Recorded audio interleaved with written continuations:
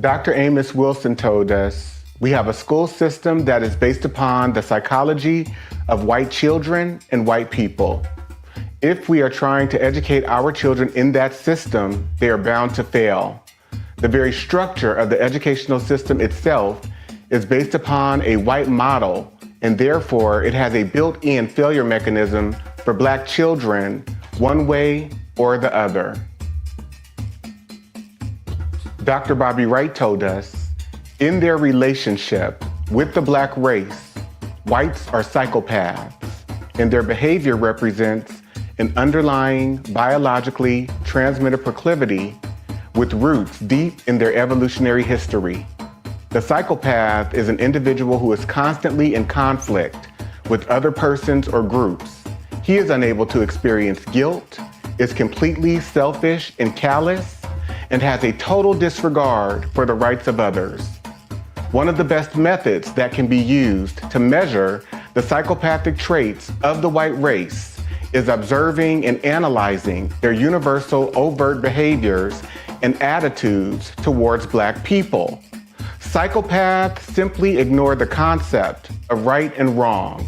By ignoring this trait in the white race, the lack of ethical and moral development, Blacks have made and are still making a tragic mistake in basing the worldwide Black liberation movement on moral suasion.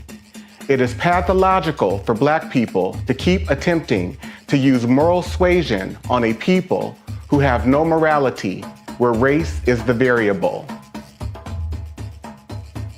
Acclaimed author Dante King invites you to purchase his book, Diagnosing Whiteness and Anti-Blackness, by going to his website, www.danteking.com, or Amazon, Barnes & Noble, and any other major book retailer.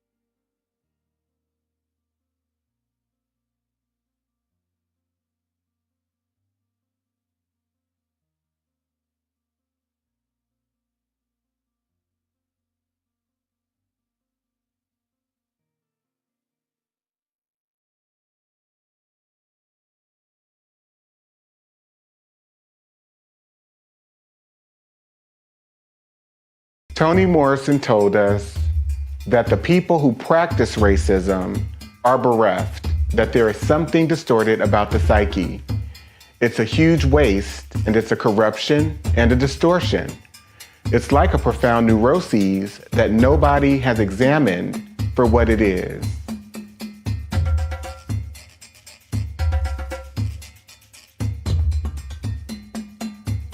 This quote is from Judge William Augustus Hall in a case that he presided over in 1855 concerning a 19-year-old black girl named Celia who was raped by her master, who she later murdered.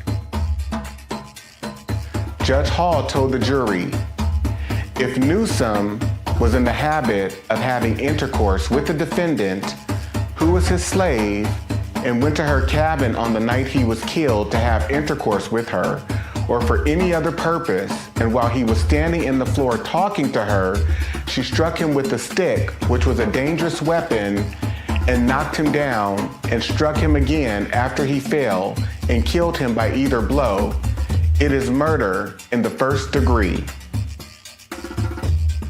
The Florida State Supreme Court in 1918 determined what has been said by some of our courts about an unchaste female being a comparatively rare exception is no doubt true where the population is composed largely of the Caucasian race. But we would blind ourselves to actual conditions if we adopted this rule where another race that is largely immoral constitutes an appreciable part of the population. Acclaimed author Dante King invites you to purchase his book, Diagnosing Whiteness and Anti-Blackness, by going to his website, www.danteking.com, or Amazon, Barnes & Noble, and any other major book retailer.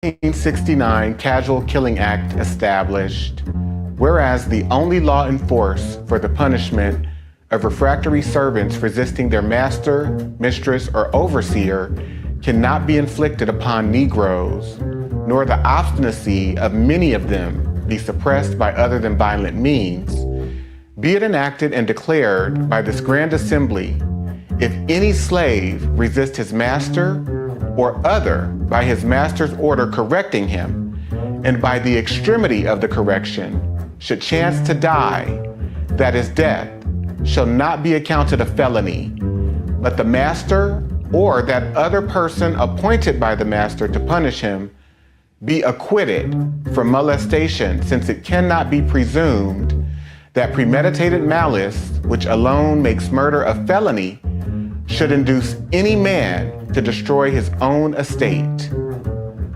A wise doctor once said, white supremacy is diagnosable in individuals, systems, and society as a whole.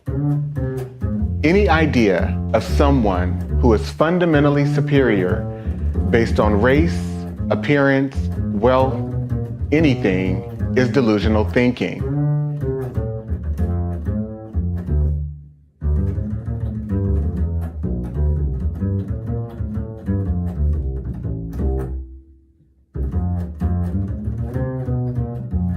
The Mississippi State Supreme Court determined in 1859 the crime of rape does not exist in this state between African slaves. Our laws recognize no marital status as between slaves.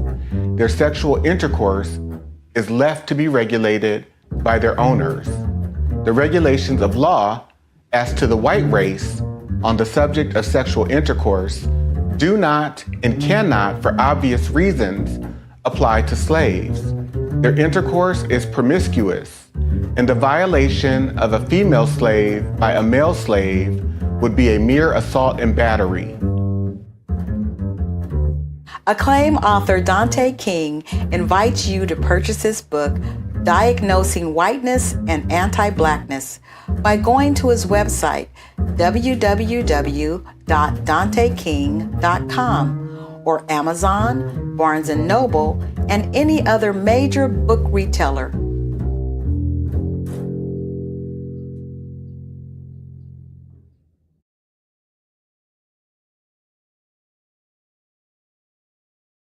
The book surprised you the most? A whole book. The whole book. Because I thought that I knew a lot until I read that book and realized I didn't know anything. There was a lot to learn and a lot to still be discovered. I'm still processing it. I can see things now that I didn't see before. And it's all because of the book. I love that. Jules? So much of the book really opened my eyes to things. The Casual Killing Act, the legality of rape. And then one of the other parts was the housing covenants and the covenants that were allowed. And growing up in the Bay Area, St. Francis Wood, for instance, is a highly coveted place to want to live or want to strive to, right? I was a child and I'd passed through St. Francis Woods, and it was something that you feel could have been attainable. And then as you read Dante's book, you realize it's attainable for white people. It's not attainable for me. It's not attainable for you, not in the way that you think you would be able to attain certain places and spaces. You are written out of that legally. Right. And Alicia? What really stands out to me is the 1850 Fugitive Slave Act, which describes so much of how white people operate in terms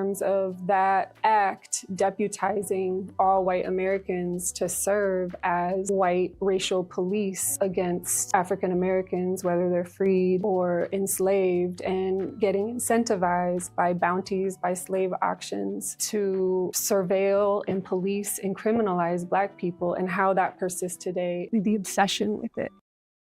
The author of the book, some time to speak directly to the audience. Tell them what you know they need to hear and the takeaway from these 10 episodes that wonderfully, thoughtfully, and lovingly unpack the chapters of your work. The last thing that I would like to leave all of you with is a call to action. Read the book, study the book with your friends and family. Take it one chapter at a time and highlight, read, reread the information contained in each of the chapters, as well as the reflection questions that are at the end of each chapter, because we have to understand we've normalized violence against African American people. We have lost all regard of our humanity towards African American people. This is a call to action to regain a sense of your own humanity in regards to how you come to knowing, understanding, making meaning about who you are in relationship to Black people, and how have you been tainted and corrupted by white rulership and white racial control. This is a lifetime journey for me. I know that I will be in recovery from white supremacy and anti-Blackness throughout my entire life. And so I'm calling us to be greater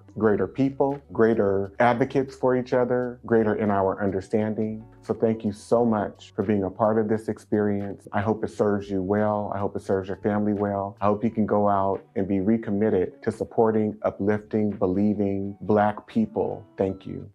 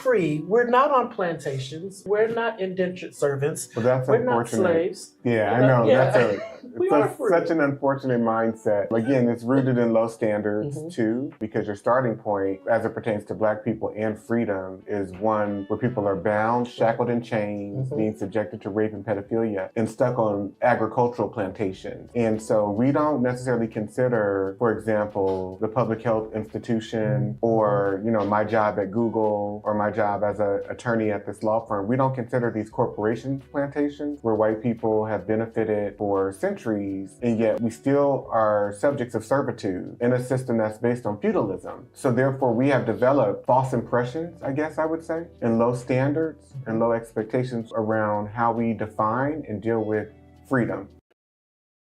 You to just really chime in from your perspective. How has this truly shifted your view of America?